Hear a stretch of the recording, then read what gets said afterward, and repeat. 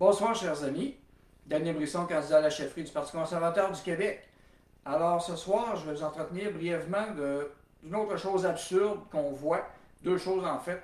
La première, c'est évidemment la gestion des biens jugés non essentiels par le gouvernement. Alors, nous en avions parlé déjà. On avait averti les gens. Les gens ne nous prenaient pas au sérieux. Alors, les gens croyaient que c'était seulement des complotistes qui parlaient de ça. Eh bien, voici, nous y sommes. Alors, le gouvernement a passé quelque chose qui fait en sorte que les commerces ne peuvent plus vendre des biens jugés non essentiels. Qu'est-ce qui est non essentiel? Eh bien, c'est là le problème. C'est actuellement un cafouillis. Ce n'est pas égal à tous les endroits. Fort heureusement d'ailleurs, parce qu'on peut trouver des choses à certaines places et pas à d'autres, donc on peut encore acheter. Qu'est-ce qui est jugé bien non essentiel peut l'être pour quelqu'un? Et ne serait-ce que l'exemple des fameuses mitaines, des fameuses tuques, hein, comme vous voyez, des rayons qui ont barré ça. On a aussi des accessoires de cuisine. Alors, on a accès à la nourriture, mais on n'a pas accès aux accessoires pour faire la cuisine. Alors, encore une fois, c'est toute la spectaculaire incohérence du gouvernement qui est démontrée par cette mesure qui, soit dit en passant, est supposée régler le problème du virus chinois, la COVID. Euh, on ne sait pas encore sur quoi c'est basé. Évidemment, il n'y aura pas de compte-rendu de ça. Quelle est la base scientifique de cette mesure?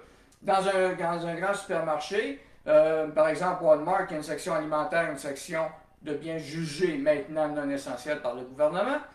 Le virus, à l'air, va se promener juste d'une section, mais il n'ira pas dans la section alimentaire, là où le monde va se concentrer finalement.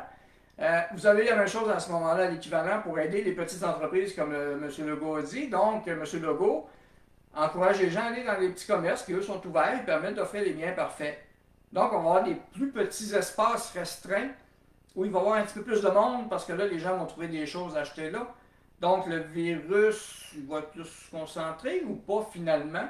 Alors, M. Legault, M. Arruda, c'est quoi votre base scientifique là-dessus? C'est quoi vos comptes rendus de cette décision-là encore? Et surtout, ça va être quoi votre critère pour enlever cette cochonnerie, encore une fois? Alors, j'ai bien hâte de voir le 11 janvier, et on va en reparler régulièrement, inquiétez-vous pas, on ne lâchera pas le morceau. Et les biens jugés non essentiels par le gouvernement, c'est une mesure qui frôle le totalitarisme, je m'excuse, mais c'est totalitarisme, totalitaire comme démarche. Heureusement, il y a des petits commerces qui en vendent. Alors, c'est pas 100% totalitaire, mais on n'est pas loin de ça. Alors, c'est une mesure qui n'aura encore une fois aucun effet sur le réseau de la santé. Alors, M. Legault, j'espère vous en profiter pour réformer le réseau de la santé pendant ce confinement depuis 28 jours, depuis 54, depuis, on ne sait plus, 72, peu importe. Donc, de 28 jours en 28 jours, j'espère vous améliorer le réseau de la santé pour qu'il puisse faire face à la musique. Aujourd'hui, le nombre de cas total au Québec hospitalisés est en baisse, un petit peu. Hein? Ça va bien. On est loin des 7000 lits ou des 2000 lits occupés. Alors, M. Legault, continuez donc votre travail de transformation du réseau de la santé si vous osez. Non, vous n'oserez pas. Alors, on lâchera pas le morceau là-dessus, évidemment aussi. Et le deuxième point que je voulais parler, ben, c'est la fameuse entrevue sur les vacanciers à Cancun.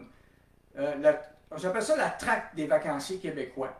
Je ne blâmerai pas la journaliste d'avoir fait ce travail, qu'on lui a probablement dit d'aller le faire. Elle a choisi Cancun, elle ou peu importe l'équipe. Bon, ils ne sont pas allés en Floride. C'est peut-être plus glamour à Cancun, fait plus chaud aussi. Mais ils ont trouvé des Québécois, imaginez-vous donc, qui étaient dans un autre climat que le Québec actuellement. Un climat plus chaud, mais un climat plus libre un peu. Ceci dit, il y a des commerces qui appliquent quand même la loi du masque là-bas. Mais cette traque aux vacanciers, je trouve ça vraiment hypocrite. Si Québécois ou le gouvernement du Québec voulait faire de quoi, pourriez-vous aller enquêter, s'il vous plaît, dans les aéroports, comme l'aéroport Trudeau, c'est à Montréal en passant? Alors, il y a 4 aéroports au Canada qui n'ont jamais été fermés pendant la COVID. Pearson, Trudeau, Calgary, Vancouver, qui ont laissé toujours venir des gens de l'étranger partout. Toujours pas de test obligatoire malgré tout à tous les passagers. Et ceux qui voudraient me contredire, allez lire l'article aujourd'hui du Sun qui est sorti. Alors, des gens qui débarquent de l'étranger, qui le mentionnent, ne sont pas testés. Alors, M. Legault s'est lavé les mains de ce problème récemment en disant ah, l'aéroport c'est fédéral, hein, ça ne me regarde pas, M. Trudeau peut bien appliquer les mesures. Non, M. Legault, vous n'êtes pas obligé de vous en laver les mains. Si c'est vrai que l'aéroport, c'est pas votre juridiction, c'est pas si c'est vrai, c'est vrai. Ça n'est pas votre juridiction, heureusement, imaginez. Alors, il n'y a rien qui vous empêche de tester à la sortie, si vous voulez, sur les routes des gens, sur des routes provinciales, là, faire des tests obligatoires pour ceux qui arrivent de l'étranger. Il n'y a rien qui vous en empêche. On a des tests rapides maintenant pour venir les appliquer. Hein? Alors, c'est comme ça qu'on va traquer le virus, puis on va arriver à voir qui l'a, qui ne l'a pas. Et heureusement, les vaccins arrivent encore là. J'ai hâte de voir quelles seront vos mesures pour permettre aux gens d'arrêter le déconfinement, hein, suite au vaccin. Alors, c'est quoi la mesure? C'est du 60%, 50% de vaccinés, 80%? J'ai hâte de vous entendre là-dessus. Alors, on a une traque aux touristes injustifiés actuellement, qui s'en vont dans le sud.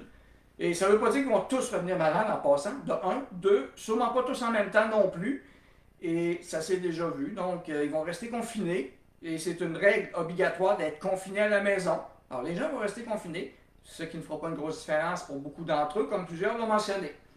Et le réseau hospitalier, ben, vous savez, ne sera peut-être pas encore amélioré malheureusement, mais M. Legault, continuez, lâchez pas, continuez vos réformes. Et il y a moyen de faire de quoi. Alors, c'est une des raisons que je me présente cette année, évidemment, pour parler du réseau de la santé, mais autre point. Mais le réseau de la santé, évidemment, on va en parler. Parce que le réseau de la santé, il est mal en point depuis la réforme Rochon. Et nous subissons les effets aujourd'hui. La COVID en a ajouté la couche qui a fait déborder le vase. Et il est temps de faire virer le paquebot. Et M.